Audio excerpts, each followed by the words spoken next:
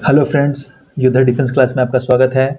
आज हम लोग 25 क्वेश्चन देखेंगे जो बहुत सारे एग्जाम में आए हुए क्वेश्चन हैं। ठीक है, ज़्यादा टाइम ना खाते हुए हम लोग स्टार्ट करते हैं। और ये पूरे 25 के 25 क्वेश्चन जो हैं हर एग्जाम में आए हुए हैं, उसी से मैंने ये क्वेश्चन उठाया है। चलिए देखते हैं पहला क्वेश्चन क्या बोल रहा है।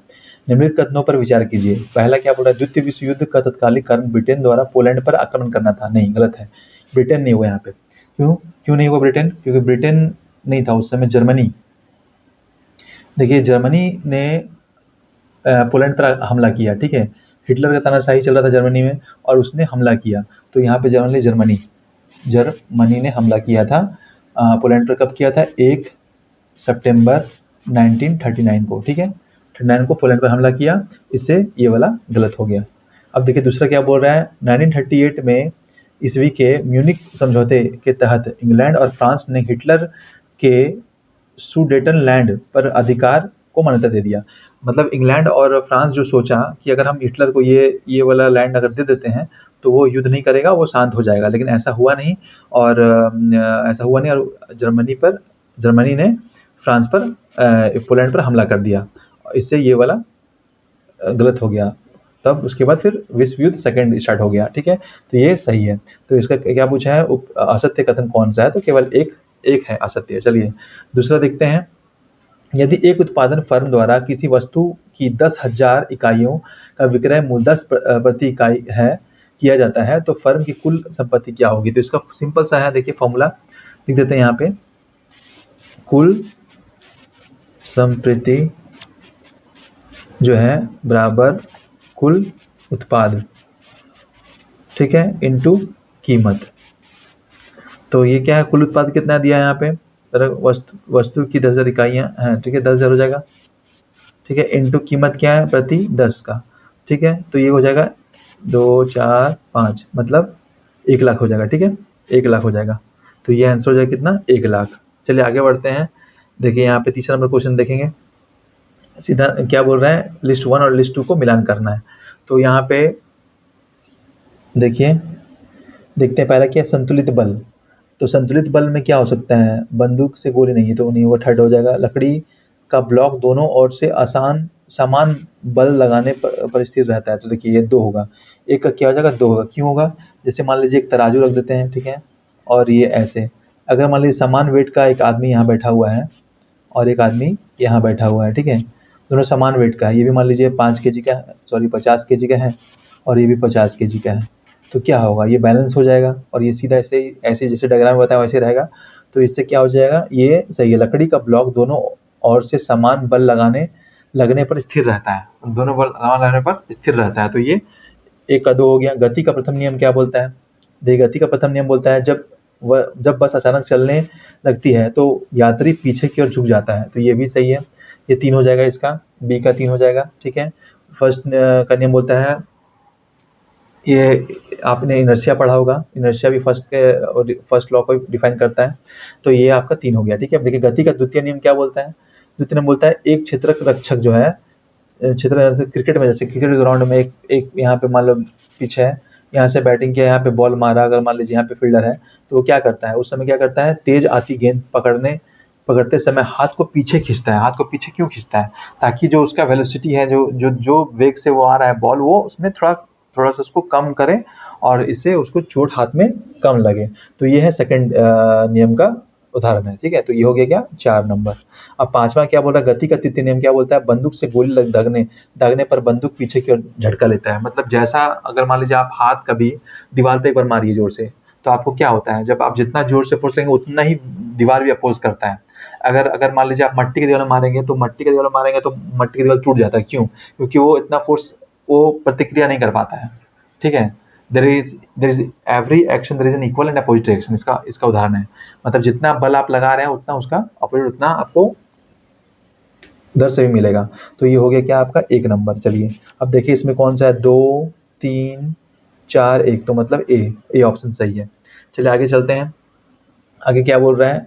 रूट रूट टू और रूट 3 तथा रूट 4 में से सबसे बड़ी संख्या कौन सी है? देखिए बड़ी संख्या पूछ रहा है तो हम लोग सिंपल सा, कुछ नहीं करना है। जैसे मान लीजिए रूट 2 को हम लिख सकते हैं क्या?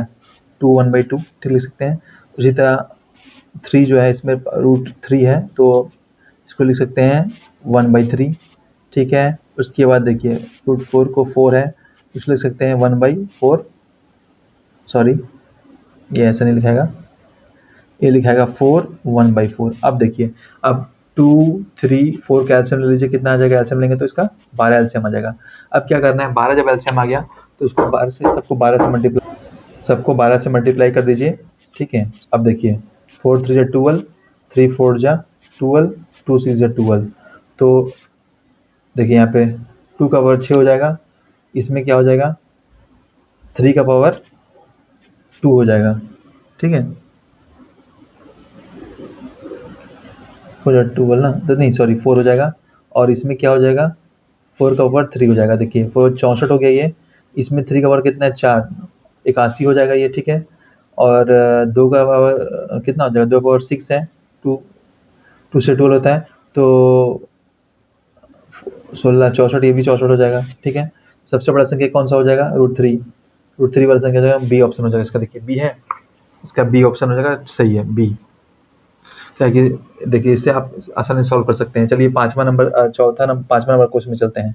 पहले इसको मिटा देते हैं, चलिए छोड़िए नहीं मिटाते, आप देख लीजिएगा, ठीक है। देखिए पांचवा नंबर 1947 के कश्मीर घटनाक्रम के कालानुक्रमक क्रम में व्यवस्थित करें इसको। कालानुक्रम में इसको व्यवस्थित करना है। देखिए पहला क्या बोला, महाराजा हरि सिंह द्वारा विलय पत्र पर हस्ताक्षर किया गया, नहीं।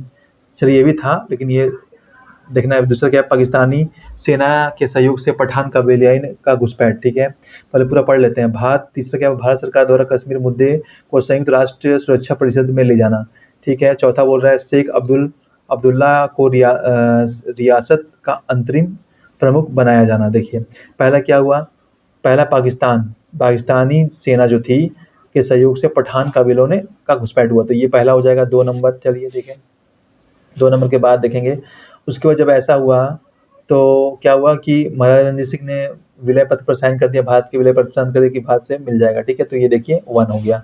उसके बाद आगे चलेंगे। उसके बाद क्या हुआ, जब युद्ध हो गया, मतलब जब भारत में विलय हो गया, तो भारत सरकार द्वारा कश्मीर मुद्दे को संयुक्त राष्ट्र में सुरक्षा परिषद में नेहरू जी ने इसको ले गया, ठीक है। तीसरा हो गया। और चौथा क्या हुआ, ये हो गया। तो ऑप्शन देखिए 2 1 3 4, 2 1 3 4, सी नंबर आंसर हो जाएगा इसका, ठीक है। सी नंबर इसका आंसर हो जाएगा, ठीक है। आगे चलिए, अब चलिए छठा क्वेश्चन देखते हैं। कथन क्या कह रहा है, आच्छादन की प्रक्रिया द्वारा असमतल धरातल पर समतलीकरण का कार्य होता है, ये बिल्कुल सही है। कारण क्या बोल रहा है इसका, आच्छादन के अंतर्गत अपक्षय, अपरदन और बृहद क्षरण जैसी संयुक्त क्रियाएं सम्मिलित हैं, तो ये भी सही है। अब ए और आर दोनों सही है, और आर ए की सही व्याख्या है ए, ठीक है। देखिए इसको समझते हैं हम लोग अच्छा से। आच्छादन जो होता है ना, ऐसी प्रक्रिया है जिसमें ऊंचे नीचे धरातल और धीरे धीरे घिसकते समतल होने लगते हैं। जैसे मतलब ऊंचे नीचे जो पर्वत है ना, ऊंचे नीचे पर्वत या कुछ भी, वो धीरे धीरे समतल होने लगते हैं, घिसते रहते हैं, और कई सालों में घिसते घिसते वो सीधे समतल हो जाते हैं। उसी को हम लोग आच्छादन कहते हैं, ठीक है। जैसे पहाड़ कटते हैं, मिट्टी बहती है और जमीन बराबर होने लगती है, ठीक है।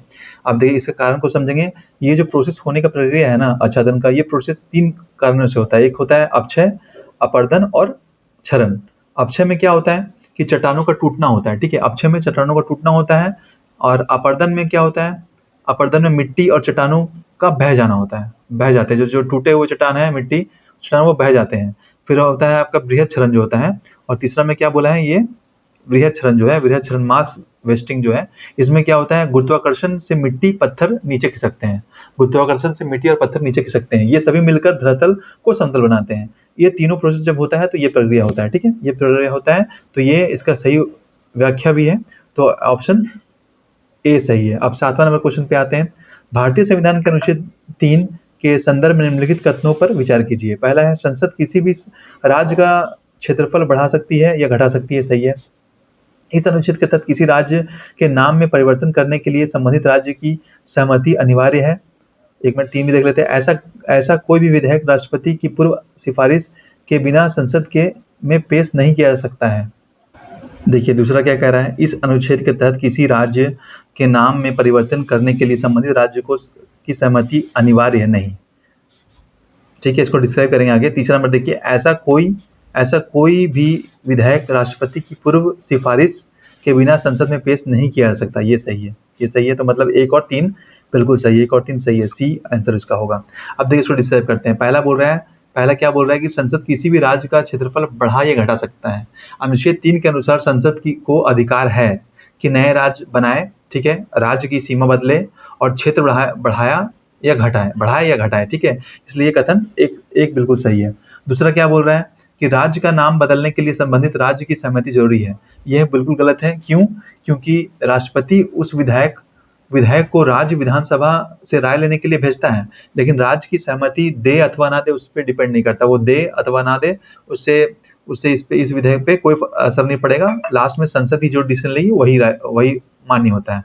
तो ये बिल्कुल गलत है। तीसरा बोल रहा है ऐसा कोई विधायक जो राष्ट्रपति की पूर्व सिफारिश के बिना संसद में पेश नहीं किया जा सकता है। तो ये भी सही है, बिल्कुल सही है। क्यों? क्योंकि देखिए अनुच्छेद 3 के तहत कोई भी स्टेट रीऑर्गेनाइजेशन बिल पहले राष्ट्रपति की अनुमति से ही पेश किया जा सकता है। तो जो भी स्टेट रीऑर्गेनाइजेशन जो बिल है वो राष्ट्रपति की अनुमति से ही पेश हो सकता है। तो मतलब 1 और 3 इसका सही उत्तर है। चलिए आगे देखते हैं 8वां नंबर क्वेश्चन पे देखिए क्या पूछ रहा है, x square plus y square क्या होगा। तो ए दिया हुआ है, तो इसको हम लिखेंगे A cos theta plus B sine theta का होल स्क्वायर, ठीक है। प्लस दिया हुआ है A sine theta minus B cos theta का स्क्वायर। अब देखिए इसको करेंगे स्क्वायर, तो A square cos square theta plus B square sine square theta plus 2ab sine theta और कॉस थीटा, ये हो गया। Plus A square sine square theta plus B square cos square theta minus 2ab sine theta और cos theta, ठीक है। अब देखिए ये तो कैंसिल हो जाएगा, तो बचा क्या, अब इसे कॉमन ले लेंगे। ए स्क्वायर मान लीजिए कॉमन लेते हैं, ए स्क्वायर, तो बचेगा sign square theta plus cos square theta, ठीक है। उसी तरह करेंगे, बी स्क्वायर को कॉमन लेंगे तो क्या बचेगा, उसी तरह sine square theta plus cos square theta बचेगा, ठीक है। तो ये A square sine square theta plus cos square theta क्या होता है, 1 होता है, plus B square sine square theta plus 1 होता है। तो A square plus B square answer हो जाएगा, A square plus B square, C इसका आंसर हो जाएगा, ठीक है। आशा करते हैं आपको समझ में आ रहा होगा। चलिए 9वां नंबर देखते हैं। हड़प्पा कालीन स्थल और वहां से प्राप्त अवशेषों के संदर्भ में निम्न में से कौन सा युग्मक देखिए ऑप्शन ए कह रहा है मोहनजोदड़ो से क्या मिला है, अवतल चक्की, सही है, बिल्कुल सही है। लोथल से क्या मिला है, छोटे दिशा मापक यंत्र, ये भी सही है। और सुरकोतता से मिला है घोड़े की अस्थियां, ये भी सही है। और कालीबंगा से मिला है वक्राकार ईंट, ये गलत है, वक्राकार नहीं मिला था, सीधी ईंट मिली थी वहां से, ठीक है, सीधी ईंट मिली थी।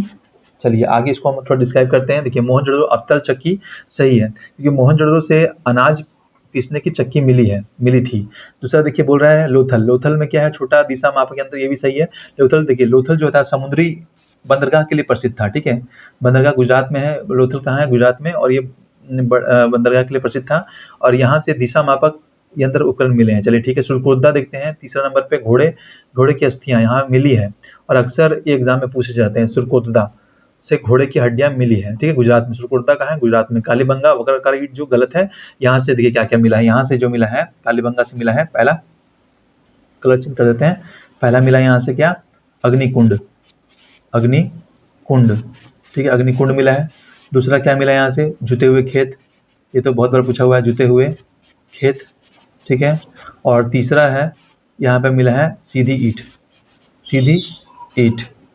ईंटें मिली हैं, सीधी ईंटें मिली हैं, ठीक है। तो ये सी गलत है। आइए 10 नंबर क्वेश्चन देखते हैं। ए आर देसाई के संदर्भ में निम्नलिखित कथनों पर विचार कीजिए। उन्होंने the social background of India nationalism में भारतीय राष्ट्रवाद का मार्क्सवादी विश्लेषण प्रस्तुत किया है, ये बिल्कुल सही है, ये सही है। दूसरा बोलता है वे अपने पूरे करियर के दौरान केवल मुख्य धारा की कम्युनिस्ट पार्टियों के सक्रिय सदस्य रहे हैं, नहीं, ये गलत है। ये मुख्य धारा से भी थे और जो लोकल पार्टी थे उससे भी जुड़े हुए थे, ठीक है, जो धारा में नहीं है वो उससे भी जुड़े हुए थे। तो अब तीसरा देखिए, उन्होंने ग्रामीण समाजशास्त्र, शहरीकरण और राज्यों के स्वरूप जैसे विषयों पर महत्वपूर्ण कार्य किया है, ये भी सही है, तीन सही है। तो 1 और 3 सही है। इससे पूछा क्या है, सही कौन सा, 1 और 3, तो सी इसका आंसर होगा। चलिए आगे बढ़ते हैं, 11 नंबर क्वेश्चन देखते हैं। सूची 1 और 2 को मिलान करना है, ठीक है। ये थोड़ा सा ये केमिस्ट्री का है, तो समझते हैं। चलिए देखते हैं। पहला क्या है, मैग्नीशियम ऑक्साइड। ठीक है, मैग्नीशियम ऑक्साइड क्या है, एक है क्षारीय है, अल्कलाइन है। ठीक है, क्षारीय है, कहाँ पे, 2, ये 2 हो गया। अब देखिए मैग्नीशियम ऑक्साइड क्या होता है, MgO।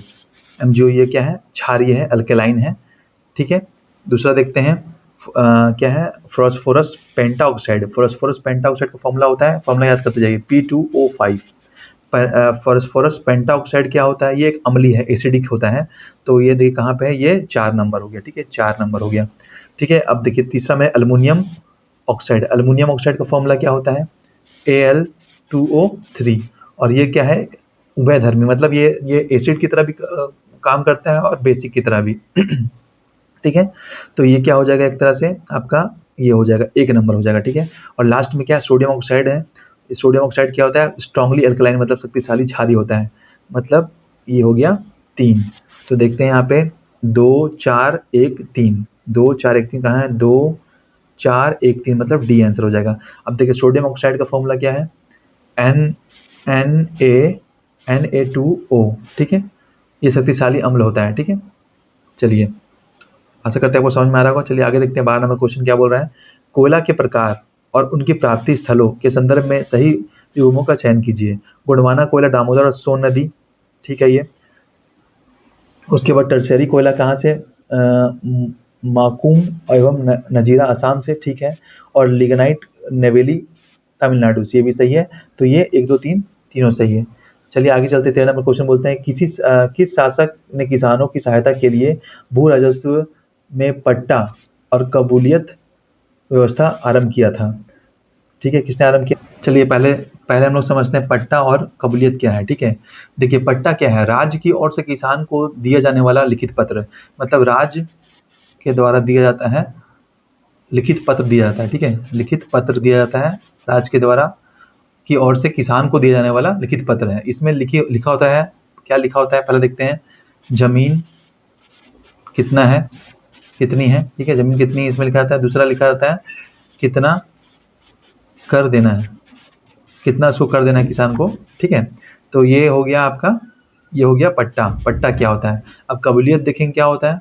कबूलियत होता है किसान द्वारा दिया गया लिखित स्वीकार पत्र। किसान द्वारा दिया गया लिखित स्वीकार पत्र, मतलब वो स्वीकार कर रहा है किसान कि हाँ इतना मेरी जमीन है, इतना हमको कर देना है। ठीक है, तो स्वीकार कर रहा है। तो इससे किसान यह मानता था कि वह तय किया गया लगान देगा। तो इसको शुरू किसने किया था, शेरशाह ने इसको शुरू किया था। आपको पट्टा और कबीले समझ में आ गया। तो इसको शुरू शेरशाह ने किया था, आगे चलकर इसने अकबर ने भी इसे लागू किया था। ठीक है, अकबर ने भी इसका यूज किया था। चलिए 14 नंबर देखते हैं, क्वेश्चन क्या कह रहा है। 7 व्यंजन है तथा 4 स्वर, इसमें 4 स्वर हैं और 3 व्यंजनों तथा 2 स्वरों वाले कितने भिन्न शब्द बनाए जा सकते हैं। ठीक है, 7 व्यंजन में। देखिए इसको सॉल्व करते हैं। क्या है, 7 व्यंजन से 3। ठीक है, 7 व्यंजन से 3 चुनना है और 4 स्वर से 2 चुनना है। सो सॉल्व करेंगे। देखिए एक चीज समझिए, जब हमको चुनना हो ना तो हम लोग कॉम्बिनेशन का यूज करते हैं, कॉम्बिनेशन का यूज करते हैं। ठीक है, और जब हमको अरेंज करना हो, कोई मान लीजिए एक सीट में अरेंज करना है 10 पब्लिक को, तो उसमें क्या करेंगे, परमुटेशन, परमुटेशन यूज करते हैं। ठीक है, परमुटेशन यूज करते हैं, ये याद रखिए बस, इससे आपको आराम से सॉल्व हो जाएगा। अब देखिए हम लोग सॉल्व करते हैं इसको। देखिए 7 में 3 तो 7 हो जाएगा।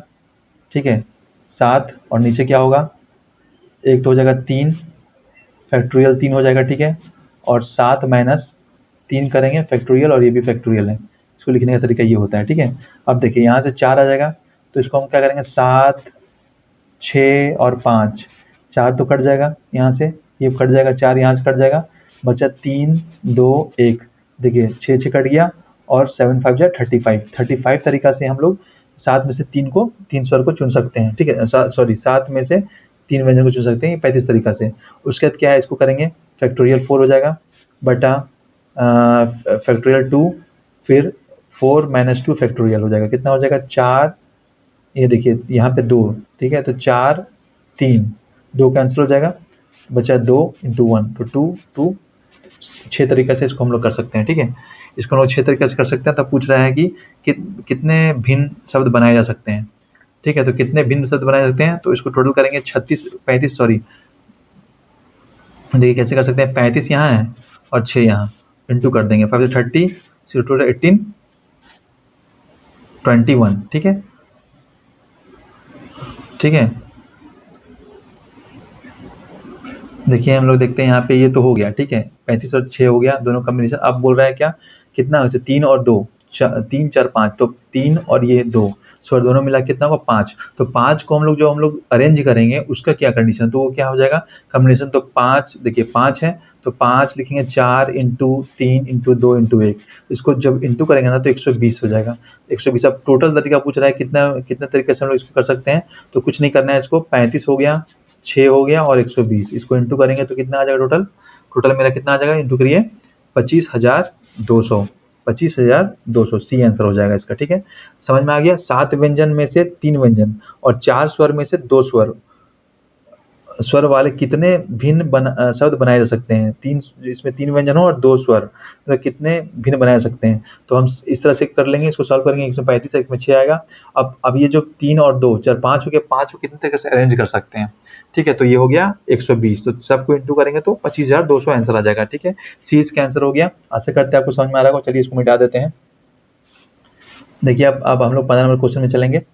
15 नंबर क्वेश्चन क्या बोल रहा है, 15 नंबर क्वेश्चन बोल रहा है, भारत छोड़ो आंदोलन, भारत छोड़ो आंदोलन के दौरान गठित आजाद दस्ता संगठन के संदर्भ में निम्नलिखित कथनों पर विचार कीजिए, ठीक है। चलिए देखते हैं इसको क्या है। पहला क्या बोल रहा है, इसके संस्थापक जयप्रकाश नारायण थे। आजाद दस्ता, ठीक है, ये बिल्कुल सही है। आजाद दस्ता के संस्थापक कौन थे, जयप्रकाश नारायण थे, ये बिल्कुल सही है। दूसरा बोल रहा है, इनके सैन्य विभाग के निर्देशक सरदार नित्यानंद सिंह थे, ये भी सही है। इस संगठन के गुप्त रेडियो प्रसारण का दायित्व सूरज नारायण सिंह को था, नहीं ये गलत है। ये इससे जुड़े हुए थे, ये सूरज नारायण सिंह इस संघर्ष आजाद दस्ता से जुड़े हुए थे, लेकिन ये रेडियो प्रसारण का दायित्व इनके पास नहीं था। चौथा क्या बोल रहा है, इसके मुख्य प्रशिक्षण शिविर जो था, इसका प्रशिक्षण शिविर कहाँ था, ये विलास जंगल नेपाल में था, ये बिल्कुल सही है। तो इसका आंसर हो गया 1 2 और 4, 1 2 और 4, देखिए कहाँ है 1 2 और 4, बी इसका सही आंसर है। अब आइए देखते हैं, भारत छोड़ो आंदोलन जो था 1942 में, 1942 के दौरान अंग्रेजों के खिलाफ एक गुप्त क्रांतिकारी संगठन बनाया गया था, जिसका जो गुप्त क्रांतिकारी संगठन बनाया था उसका नाम क्या था, आजाद दस्ता था, ठीक है। और इसका संस्थापक तो पता ही है आपको, जयप्रकाश नारायण थे, निर्देशक सरदार नित्या सिंह थे, ठीक है। और इसके प्रसारण जो इसका जो जहाँ पे इसको सिखाया जाता था, ये शिविर बनाया गया था, वो कहाँ था, राजविलास के जंगल में, नेपाल, जो कि नेपाल में है। तो इसका आंसर बी सही है। चलिए आगे चलते हैं 16 नंबर क्वेश्चन में। देखिए, रक्त के संदर्भ में निम्नलिखित कथनों पर विचार कीजिए। रक्त एक तरल संयोजी ऊतक है, सही है। लाल रक्त रुधिर कोशिका आरबीसी और डब्ल्यूबीसी तथा प्लेटलेट्स को संयुक्त रूप से प्लाज्मा कहा जाता है, नहीं ये गलत है, ठीक है। तीसरा क्या बोल रहा है, प्लाज्मा में प्रोटीन, नमक और हार्मोन उपस्थित होते हैं, ये बिल्कुल सही है, 3 नंबर। अब देखिए, अब इसका आंसर क्या हो जाएगा, क्या पूछा है इसमें, सही कौन सा है, तो 1 और 3 कहाँ है, बी, बी नंबर सही है। चलिए इसको थोड़ा डिस्क्राइब कर लेते हैं। देखिए, रक्त एक तरल संयोजी ऊतक है, कनेक्टिव टिश्यू, सही है। ब्लड शरीर के अलग अलग भागों को जोड़कर पोषक पोषक तत्व जो होता है, पोषण और क्या, ऑक्सीजन, ऑक्सीजन पहुंचाता है, इसलिए इसको कनेक्टिव टिश्यू कहते हैं। क्या है, कनेक्टिव टिश्यू कहते हैं, ये सही है। दूसरा बोला आरबीसी, डब्ल्यूबीसी और प्लेटलेट्स को मिलाकर प्लाज्मा कहते हैं, ये गलत है। क्यों, क्योंकि इसको प्लाज्मा नहीं कहा जाता है, इसको कहा जाता है रक्त कण बोलते हैं इसको, ठीक है। जब तीनों मिलता है, आरबीसी, डब्ल्यूबीसी और प्लेटलेट्स को मिलाकर रक्त कण बोलते हैं, इसको इंग्लिश में बोलते हैं ब्लड कॉर्पुलस पोसल्स, ठीक है, और पोसल्स बोलते हैं। तीसरा में क्या बोला, प्लाज्मा में प्रोटीन, नमक और हार्मोन उपस्थित रहते हैं, तो ये बिल्कुल सही है। प्रोटीन, साल्ट, हार्मोन्स और न्यूट्रिशन आदि सब पाए जाते हैं इसमें, तो ये, चलिए हो गया। अब चलिए इसमें देखते हैं, पहला क्या बोल रहा है, ये इसको सॉल्व करना है। पहले क्या करना है, हमको इसको सॉल्व करना है, ठीक है, ये बीच का। जब इसको सॉल्व करेंगे तो 1/2 हो जाएगा, प्लस 1/6 और प्लस 1/7, इसका एलसीएम लेंगे, क्या आ जाएगा, 6 और 7 42, ठीक है। इसको सॉल्व कर दीजिएगा। तो यहाँ पे इसका आंसर हम सॉल्व कर नहीं रहे, आप कर लीजिएगा, इसको पहले सॉल्व करिएगा, ठीक है। ये सॉल्व करने के बाद इससे सॉल्व करिएगा, फिर ये जो आएगा, फिर इससे सॉल्व करिएगा, फिर इससे सॉल्व करिएगा, ठीक है। तो इतना आ जाएगा।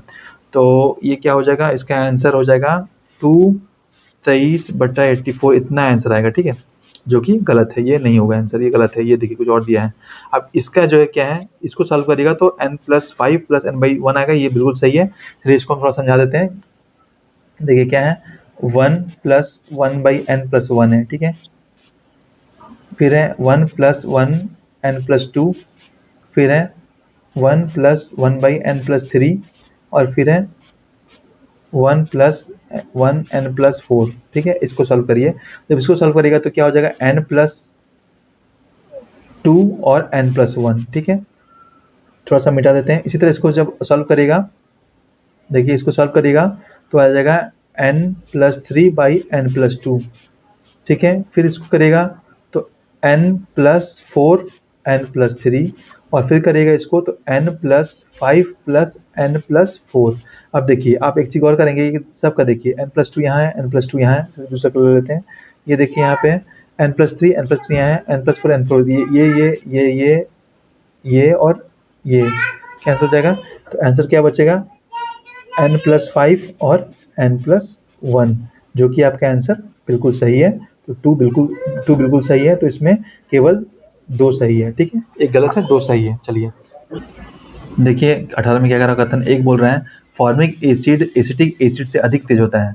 फॉर्मिक एसिड का फॉर्मूला पहले देखेंगे हम लोग। फॉर्मिक एसिड का फॉर्मूला होता है HCOOH, ठीक है। फॉर्मिक एसिड जो है एसिटिक एसिड से अधिक तेज अम्ल होता है। देखिए ये बिल्कुल सही है, ये कथन बिल्कुल सही है। अब इसमें देखिए व्याख्या देखते हैं। क्योंकि फॉर्मिक एसिड जो है HCOOH में इलेक्ट्रॉन देने वाला समूह कम होता है, ये इलेक्ट्रॉन कम देता है, ठीक है, देता है, इसलिए यह आसानी से H+ आयन छोड़ देता है, H+ आयन छोड़ देता है, इसलिए ये है, ठीक है, इसलिए यह ज़्यादा एसिडिक हो जाता है। तो ये बिल्कुल सही है। अब कथन 8 देखते हैं क्या बोल रहा है कि फॉर्मिक एसिड एक ऑर्गेनिक एसिड है, ठीक है, यह भी सही है, यह भी सही है, लेकिन यह व्याख्या सही नहीं है। केवल ऑर्गेनिक एसिड होने से यह साबित नहीं हो जाता कि वह एसिटिक एसिड से ज़्यादा तेज अम्ल है, ठीक है। तो ये दोनों सही है, लेकिन व्याख्या सही नहीं है। तो हम लोग देखेंगे ए और आर दोनों सही है, किंतु आर ए का सही स्पष्टीकरण नहीं है, ठीक है। तो ये बी आंसर इसका हो जाएगा। चलिए आगे देखते हैं। 19 नंबर क्वेश्चन क्या बोल रहा है, भारत की झीलों के संदर्भ में निम्नलिखित कथनों पर विचार कीजिए। वुलर झील कहाँ है, भारत की सबसे बड़ी और मीठे पानी की झील है, ये बिल्कुल सही है। गुरु गोविंद सागर का एक प्रसिद्ध मानव निर्मित झील है, ठीक है, ये भी सही है। चिल्का झील भारत की सबसे बड़े खारे पानी की झील लेगुन है, ये भी सही है। तो इसका आंसर क्या हो जाएगा, कौन सा असत्य है, तो इनमें से कोई नहीं, डी इसका आंसर हो जाएगा, ठीक है। देखिए जम्मू कश्मीर में है वुलर झील, ठीक है, याद रखिए जम्मू कश्मीर का गुरु गोविंद सागर जो है एक प्रसिद्ध मानव निर्मित झील है, ठीक है। चलिए आगे चलते हैं। अब देखिए निम्नलिखित कथनों पर में से असत्य कथन का चयन करिए, ठीक है, इसमें से असत्य कथन कौन सा है, ये हमको देखना है। देखिए दोनों को सॉल्व करना पड़ेगा, इसमें दोनों को सॉल्व करके देखना पड़ेगा कौन सा सही और कौन सा गलत है, ठीक है। तो ये जैसे दे रहा है, ये क्या दे रहा है, a = अंडर रूट क्या दे रहा है, ये दे रहा है 3 प्लस फिर under root 3 plus under root 3 ऐसे दे रहा है, ठीक है। तो हम इसको हम क्या करेंगे, a plus under root 3 plus a ऐसे करेंगे, ठीक है। सॉरी इक्वल टू है, तो इसको स्क्वायर करेंगे, square on both side a² 3 plus a, ठीक है, 3 प्लस a, इसको स्क्वायर करेंगे तो क्या होगा, इसको से कट जाएगा ना, ठीक है, बस 3a हो जाएगा, ठीक है, इतना हो गया। तो फिर a² - a - 3 = 0। तो इसे सॉल्व करेंगे ना, तो ये क्वेटिक आंसर इसका अलग आ जाएगा, थोड़ा सा ये थोड़ा लेंदी हो जाएगा, इससे हमको पॉइंट में आंसर निकालना पड़ेगा इसका, ठीक है। जो देखते हैं कैसे करेंगे। देखिए a हम इसका a = क्या करेंगे, 1 प्लस √1 + 12/2। तो a बराबर कितना आ जाएगा, मान लेते हैं 2.3 आ जाएगा, ठीक है। तो ये क्या बोल रहा है, 2 से बड़ा a होगा और a से 3 से छोटा, देखिए है, तो ये बिल्कुल सही है। इसी तरह इसको सॉल्व करिएगा, ठीक है। इसका ये हम बता देते हैं, इसका आंसर ये गलत है, ये 4/3 होना चाहिए, तो ये गलत हो जाएगा। तो इसका आंसर सिर्फ एक सही है, ठीक है। आगे चलते हैं, मेरे पास टाइम का थोड़ा कमी है इसलिए। चलिए 21 नंबर क्वेश्चन देखते हैं।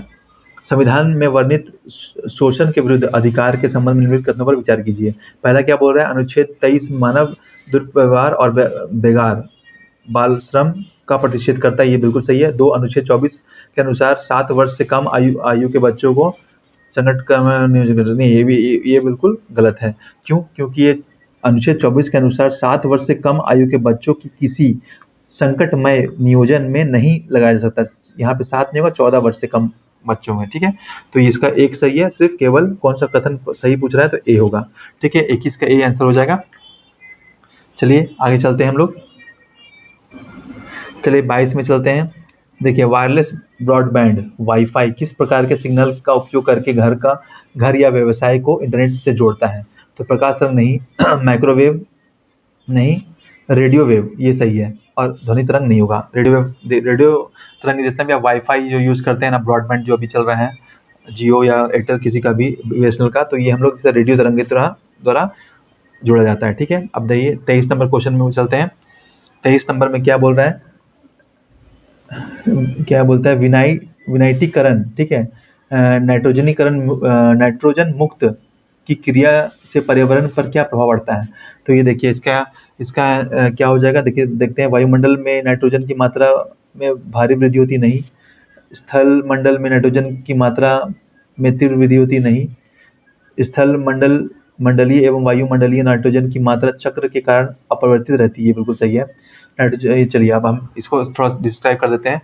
देखिए होता क्या है, नाइट्रोजन चक्र में क्या है, एक प्राकृतिक प्रक्रिया है जो वायुमंडल, मिट्टी और जीवित जीवों के बीच नाइट्रोजन के निरंतर प्रवाह को बनाए रखती है। नाइट्रोजन मुक्ति या क्या है, विनाइटीकरण इस चक्र का एक महत्वपूर्ण हिस्सा है। इस प्रक्रिया में मिट्टी में मौजूद नाइट्रेट जो होता है, मिट्टी में मौजूद क्या होती है, देखिए मिट्टी में मौजूद होती है नाइट्रेट, NO3 माइनस में होती है। उसको क्या करता है, बैक्टीरिया जो होता है, बैक्टीरिया जो मिट्टी में बैक्टीरिया होता है ना, बैक्टीरिया वो क्या करता है, द्वारा वापस इसको नाइट्रेट को क्या करता है, नाइट्रोजन में चेंज कर देता है। ठीक है, चेंज कर देता है, नाइट्रोजन में बदल दिया जाता है। चूंकि यह एक चक्र है, इसलिए जितनी नाइट्रोजन वायुमंडल से ली जाती है उतनी ही नाइट्रोजन मुक्ति की प्रक्रिया द्वारा वापस वायुमंडल में भेज दी जाती है। इस प्रकार स्थल मंडल और वायुमंडल में नाइट्रोजन का कुल संतुलन बनाए रहता है और इस प्रक्रिया और इसकी मात्रा अप्रभावित रहती है। ठीक है, तो इसका आंसर ये हो जाएगा, सी हो जाएगा। चलिए आगे चलते 24 नंबर क्वेश्चन में। देखिए क्या बोल रहा है, यदि एक ही प्रकार के 3 पासे एक साथ फेंके जाते हैं तो, एक मिनट इसको थोड़ा मिटा देते हैं। क्या बोल रहा है, तो क्या प्रक्रिया है कि तीनों पासों पर समान संख्या प्राप्त होती है। तो मान लीजिए तीन, कितना बोला, 3 पासा है, तो हर पासा मतलब एक आएगा, 2 3 3 4 4 5 5 और 6 6। ठीक है, तो कितना टोटल, 6 हो गया। ठीक है, 6 तरीका से हो सकता है। ठीक है, और 6 तरीके से हो सकता है। तो हम लोग क्या करेंगे, 6 को क्यूब, क्या कि 3 पास है ना, तो इसको करेंगे 216 तरीका से हम लोग आ सकता है। तो देखिए यहाँ पे पूछ रहा है कि यदि एक ही प्रकार के 3 पासे एक साथ फेंके जाते हैं तो क्या प्रायिकता है कि तीनों पासों पर समान आया। तो समान कितना, 6 बार समान आ सकता है। ये एक हो गया, 2 3 4 5 6, तो 6 बारी ऐसा होगा कि जब तीनों पासा में समान समान संख्या आएगी। तो और टोटल कितना तरीका से बना था, 216, तो 6/216 कर देंगे तो कितना, 1/36 इसका आंसर हो जाएगा। ठीक है, सी नंबर आंसर। आखिरी क्वेश्चन देखते हैं।